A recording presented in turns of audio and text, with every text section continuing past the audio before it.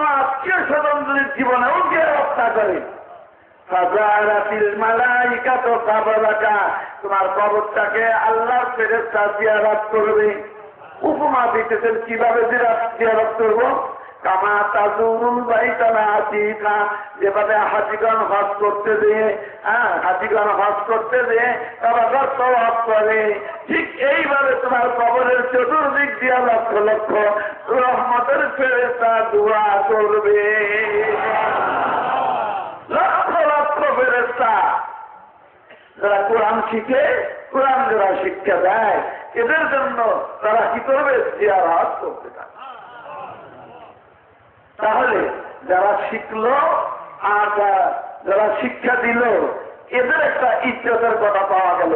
কিন্তু যাদের ক্ষুদ্র ক্ষুদ্র দানের বিনিময়ে একটা প্রতিষ্ঠান গড়ে উঠলো, একটা প্রতিষ্ঠান পরিচালিত হতে থাকলো, একটা প্রতিষ্ঠান সুন্দরভাবে চলতে থাকলো, যারা এই কাজটুকুন যারা করলো, তাদের কি কিছু আছে? আল্লাহ নবী বলেন, মনকে ছোট করো না, মনকে ঘাবড়িয়ে দিও না, মনকে তুমি পিছনের দিকে নিয়ে যেও না। তোমার জন্য মহান আল্লাহর দরবারে কিছু আছে। তুমি এই খেদমত অব্যাহত রেখে দাও, এই খেদমত তুমি পরিচালনা করতে থাকো। সালাকা তারিকাই ইয়ালতামে সুফি ইলমা সালাকাল্লাহ লাহু তারিকান ইলাল জান্নাহ। এই খেদমতের সহযোগিতা যারা করবে, আল্লাহ তাদের জান্নাত তৈরি করবে। সালাকাল্লাহ লাহু তারিকান ইলাল জান্নাহ, তাদের জান্নাতে যাওয়ার রাস্তা আল্লাহ পাক তৈরি করে দেবে। বলেন সুবহানাল্লাহ। আল্লাহ দেবার বলেন, মান কারাআল কুরআনা ওয়া আমালা বিমা ফীহি, যারা কোরআন তেলাওয়াত করে এবং আমল করে কোরআনের মর্ম নিয়ে।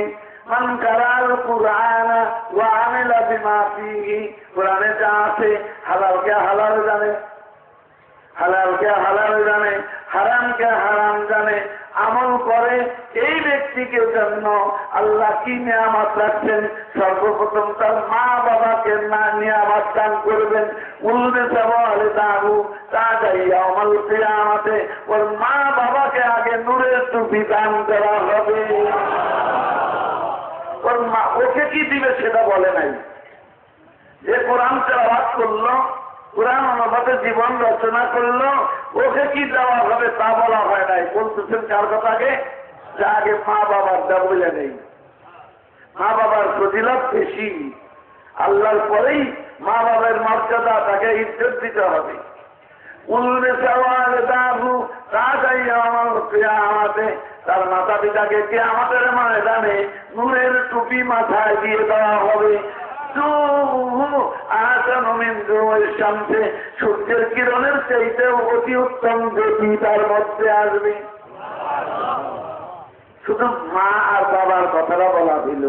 আর আগের হাদিসে মাদ্রাসায় যারা সহযোগিতা করলো, পরিচালনার দায়িত্ব দিল, প্রয়োজন মিটায় মাদ্রাসার, তাদের জন্য জান্নাতের রাস্তা তৈরি হলো।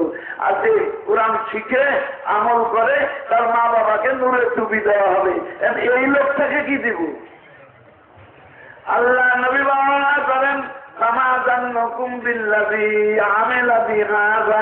এবার তোমরা নিজেই বিবেচনা করে দেখো, যে লোকটা কোরআন শিক্ষা করলো, আমল করলো, তাকে আল্লাহ কত কি দিবেন, তাকে আল্লাহ কত কি দিবেন, এটা তুমি নিজে বিবেচনা করে দেখো।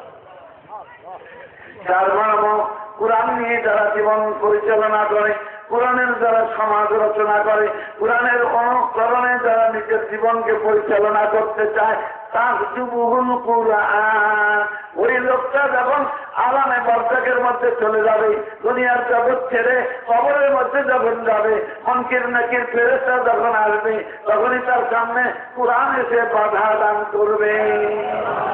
তার যুবহুল কোরআন, যেদিক দিয়ে যাবে সেদিক দিয়েই কোরআন হাজির হয়ে যাবে। এবার মনকির নাকির ফেরেশতা তো হয়রান হয়ে যাবে। এই কথা বলো, এই মনকির নাকির ফেরেশতা এবার একটু হয়রান হয়ে যাবে, যে কি ব্যাপার, সওয়ালের জবাব নেওয়ার জন্য আসলাম, যেদিক দিয়ে যাই সেদিক দিয়ে কোরআনে বাধা দেয়, ব্যাপারটা কি?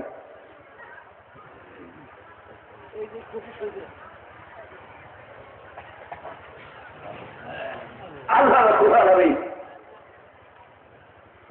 এই ইজ্জত দিবেন কোরআনের খাদেমদেরকে, কোরআনের আমেনদেরকে।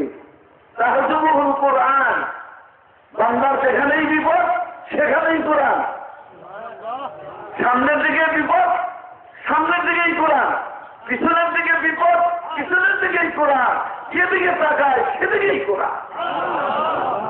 এবার মনকিন দেখির বলে, ইয়া রাব্বি ইলা আইনা আরসালতানা তামনাউনাল কুরআন। মাবুদ মাওলা কেমন বান্দার কাছে পাঠিয়ে দিলেন, আপনার কোরআনের যন্ত্রণায় প্রশ্ন করতে পারলাম না। আপনার কোরআনের যন্ত্রণায় এদেরকে তো জিজ্ঞাসা করতে পারলাম না।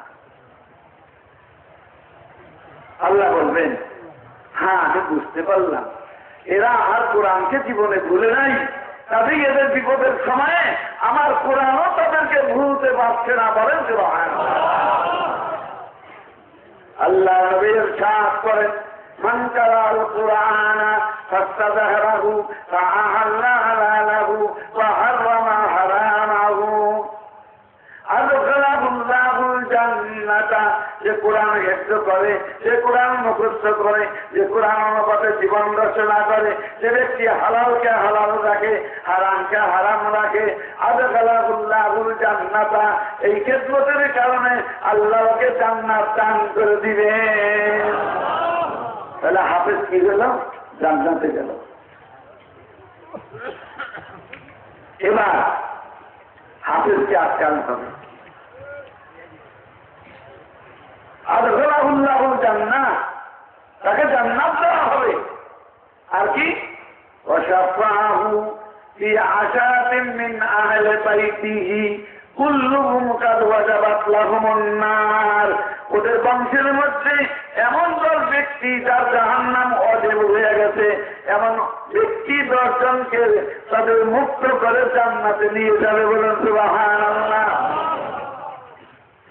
এই হাফেজ সাহেবগণ যদি হালালকে হালাল জেনে, হারামকে হারাম জানতে পারে, আমলকে দুরুস্ত রাখতে পারে, আল্লাহর মহব্বত দিয়ে হৃদয়টাকে যদি আলোকিত করে নিতে পারে, ও ব্যক্তিকে দর্শন নয় হাসফা তুষাফা বলা হবে, তোমার যাকে খুশি তাকে নিয়ে জান্নাতে চলে যাও।